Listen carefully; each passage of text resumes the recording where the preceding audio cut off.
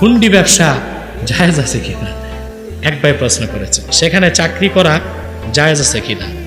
দেখুন, আমি আপনাকে একটা অন্য প্রশ্ন করি, ওইটার উত্তর থেকে এটার উত্তর আপনি নিয়ে নেবেন, কারণ এমন একটা প্রশ্ন করছেন আমাকে রাষ্ট্রদ্রোহিতায় ফাঁসাবেন, বুঝলেন না? এই জন্য আপনাকে আমি একটু ভিন্নভাবে উত্তর দিচ্ছি।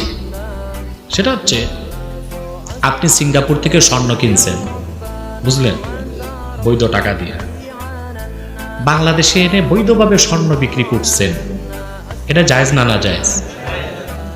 একটা কাজ ভুল করছেন, ট্যাক্স দেন নাই, এই জন্য এটাকে বলছেন আপনি কালোবাজার, ব্ল্যাক বিজনেস। শরীয়তের দৃষ্টিতে রাষ্ট্রীয়ভাবে এটা একটা ক্ষুদ্র অপরাধ, কিন্তু নগদ টাকায় স্বর্ণ কিনে নগদ টাকায় স্বর্ণ বিক্রি করে আপনি যে মুনাফা পেলেন, এটা 100% জায়েজ। রাষ্ট্রীয় ছোট্ট একটা ভুল করছেন, গভর্নমেন্টকে ট্যাক্স ফাঁকি দিচ্ছেন, এই জন্য এটা ব্ল্যাক মানি, কালো টাকা হবে না। বরং যে লোকটা সিঙ্গাপুর থেকে পোলা পয়সা পাঠাইছে 1 লাখ টাকা, ওইটা সুদে লাগাইছে, ওই সুদখোরের পুরো টাকাটাই ব্ল্যাক মানি, না পাক এবং না জায়েজ।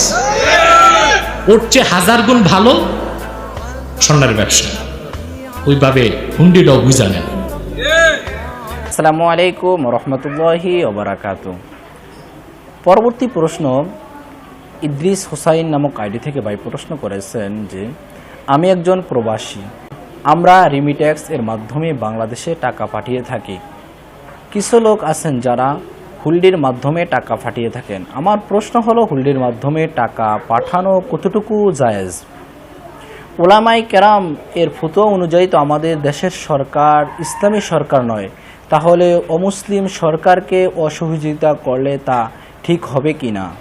ওয়ালাইকুম আসসালাম রহমতুল্লাহি ওবারাকাতু। হ্যাঁ ভাই, আপনার প্রশ্নের সমাধান হচ্ছে যে হুন্ডির মাধ্যমে টাকা পাঠানো জায়েজ আছে, তবে যেহেতু তা রাষ্ট্রীয় আইনের বিপরীত, তাই এর থেকে বিরত থাকা উচিত। কেননা রাষ্ট্রীয় যে আইনগুলো সরাসরি কোরআন ও হাদিসের আইনের বিপরীত নয়, সেসব আইন মানা উচিত।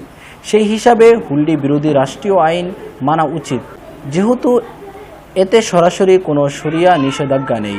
রাষ্ট্রীয় আইন লঙ্ঘন করে অহেতুক নিজেকে বিপদে ফেলবেন না। তোফাজ্জল, আপনি লিখেছেন, প্রচলিত হুন্ডি ব্যবসার শরীয়ী বিধান কি? প্রচলিত হুন্ডি ব্যবসা এটি কোনো অবস্থাতে জায়েজ নয়। হুন্ডি ব্যবসা করা যেমন নাজায়েজ, হুন্ডির মাধ্যমে নিজ দেশে টাকা প্রেরণ করাটাও নাজায়েজ এবং গুনাহের কাজ। যারা আমরা এই কাজ করেছি তো পূর্বে, আল্লাহ তাআলা আমাদেরকে মাফ করুন, আমরা তওবা করব ভবিষ্যতে যেন এরকম কাজ আমাদের দ্বারা না হয়। কেন এটিকে নাজায়েজ বলেছি?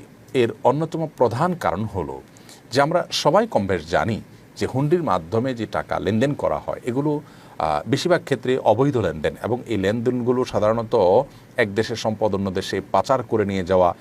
বিশেষ করে আমাদের দেশের বর্তমান বাস্তবতায় আমরা বিষয়টি খুব সুন্দর করে, খুব পরিষ্কারভাবে বুঝতে পারি। সেটা হলো, দেশে রিজার্ভের অভাব দেখা দিয়েছে, যার ফলশ্রুতিতে ডলারের দাম বেড়ে যাচ্ছে এবং জ্বালানি তেল কেনা কঠিন হয়ে যাচ্ছে, জিনিসপত্রের দাম বেড়ে যাচ্ছে, ভয়াবহ এক সংকট এবং আশঙ্কার দিকে আমরা এগিয়ে যাচ্ছি। এর অন্যতম প্রধান কারণ হলো যে বাহির থেকে আমাদের প্রবাসী ভাইরা যে উপার্জন করেন, তাদের উপার্জিত অর্থ যেগুলো ডলারের আকারে, বৈদেশিক মুদ্রার আকারে দেশে আসার কথা, সেটা সেখানে থেকে যাচ্ছে। হুন্ডি ব্যবসায়ীরা দেশে তাদেরকে দেশীয় নোট দিয়ে দিচ্ছেন। তাহলে কেমন যেন আপনার বলা যেতে পারে যে ধানের খোসাটা প্রবাসীরা পাঠাচ্ছেন এবং তার যে আসল শ্বাসটা সেটা সেখানেই থেকে যাচ্ছে, এবং সেখান থেকে চোরাকারবারীরা, তারপরে বিভিন্ন অবৈধ সম্পদ উপার্জনকারীরা, দেশের সম্পদ পাচারকারীরা, তারা তাদের মতো করে বিভিন্ন জায়গায় তাদের সম্পদ গড়ে তুলছে এবং অবৈধ সম্পদ দেশ থেকে বের করার একটা পথ তারা খুঁজে নিয়েছে। তো আপনি হুন্ডি ব্যবসার মাধ্যমে, হুন্ডিতে টাকা পাঠানোর মাধ্যমে এই লোকগুলোকে সহযোগিতা করলেন।